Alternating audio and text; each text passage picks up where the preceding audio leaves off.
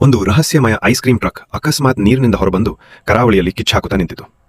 ಏನು ನಡೆಯುತ್ತಿದೆ ಎಂದೊಂದು ಯಾರಿಗೂ ಅರ್ಥವಾಗುವ ಮುನ್ನವೇ ಟ್ರಕ್ನ ಬಾಗಿಲುಗಳು ತೆರೆಯಲ್ಪಟ್ಟವು ಮತ್ತು 3 ಐಸ್ ಡೀಮನ್ಸ್ ಹೊರಬಂದವು.